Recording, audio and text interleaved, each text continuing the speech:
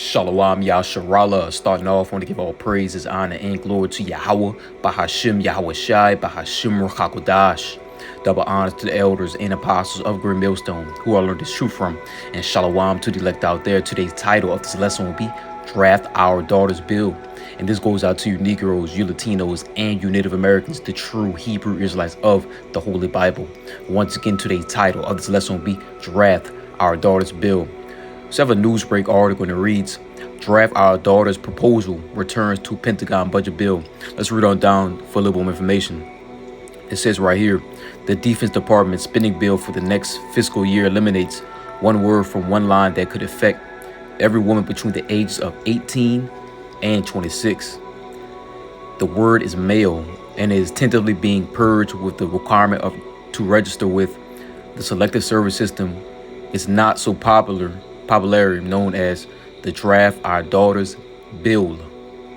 Let's get a little bit more. Women should not be coerced into military service. Terry Schilling, president of the American Principle Project, told News Nation's Dan Abrams Live on Friday. This is all part of the gender insanity that this nation is suffering under, he added.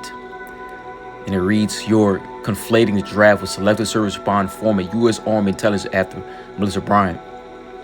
Women have fought and died for our country since its founding, the Iraq War veteran added. It reads, currently all male citizens must register with Selective Service at age 18, but a change in the 2025 fiscal year Pentagon spending bill would make registration automatic and remove the word male from requirements.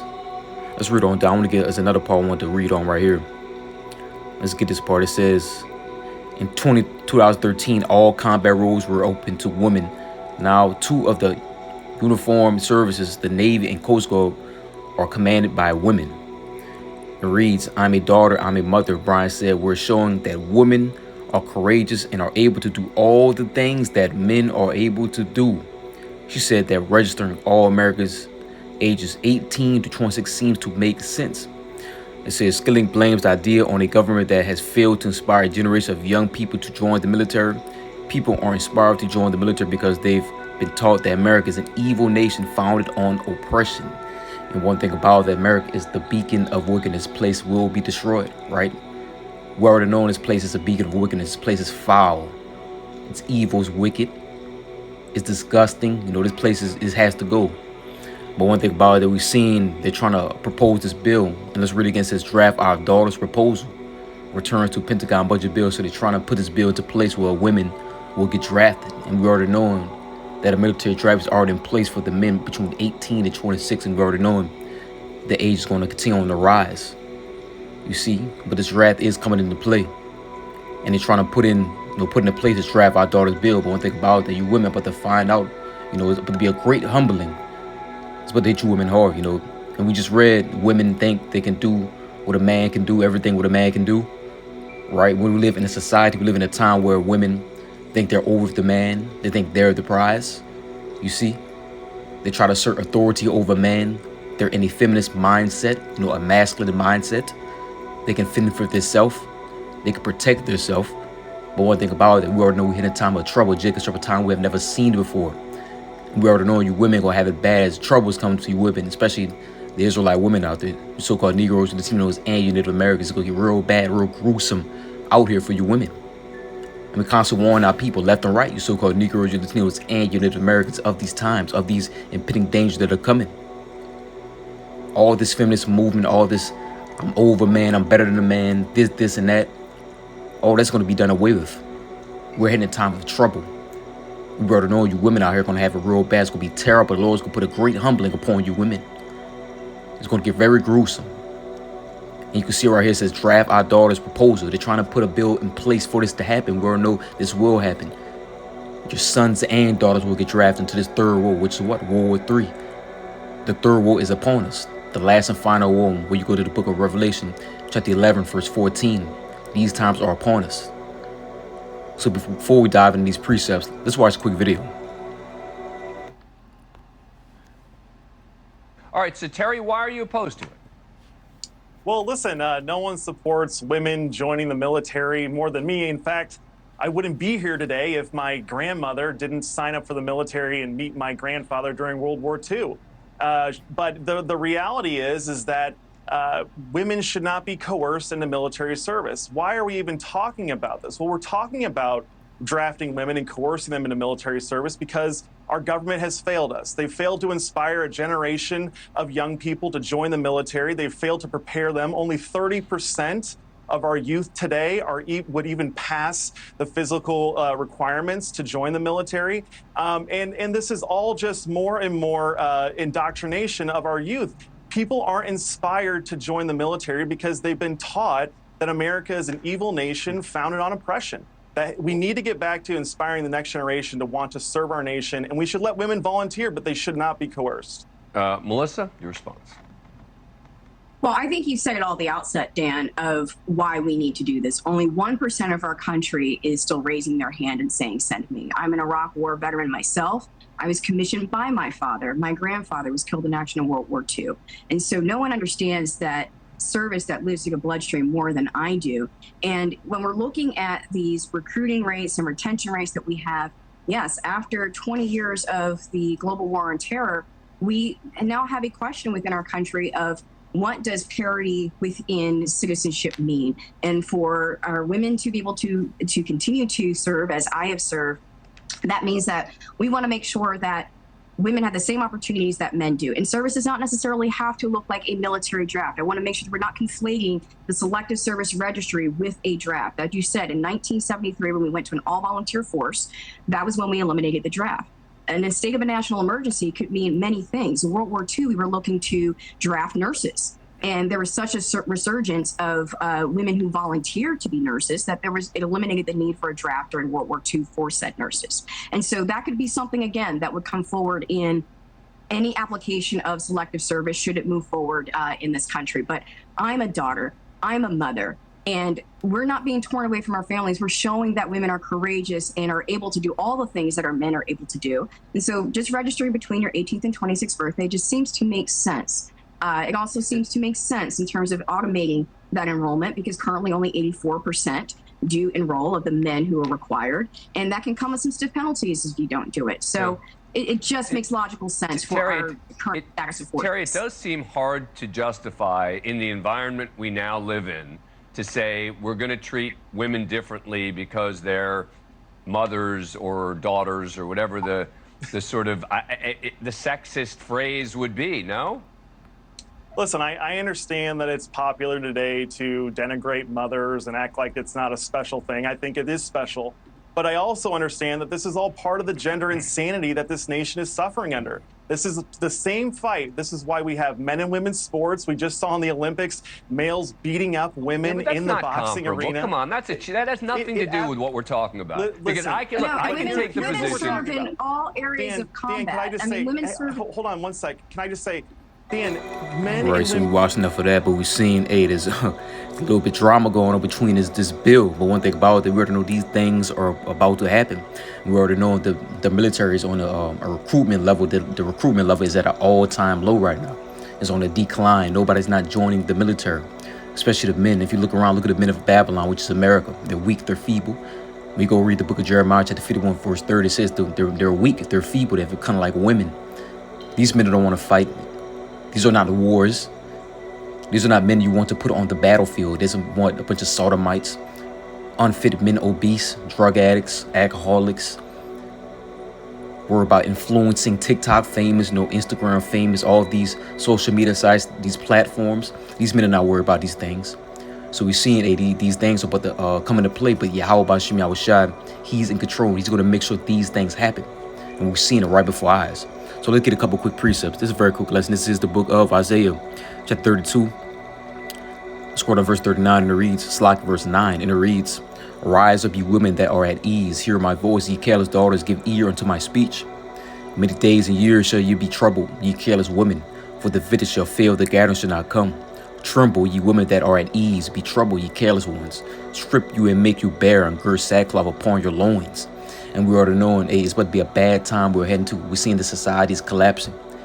And we already knowing the women in the society cater from the society. The society caters to them. There's a lot of simps, beta males walking around. catering to them.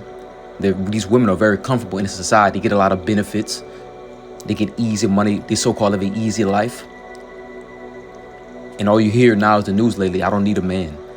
I can provide for myself. But the Lord is shifting vibration, and a lot of women are coming to realize that they need a man, especially in times we're heading to. We're in a time of trouble, a time as we get really severe.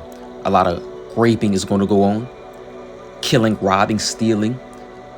Women are going to get ravaged to pieces. This is not the time to be yelling out, "You don't need a man." We are knowing there are going to be a few men left. The men of the Lord are going to be standing firm, standing strong. A man of Yahweh Bashim Yahushai. It's not going to be any man around here that these women are going to be flocking to, because most of the men are going to be drafted off. They're going to get killed off.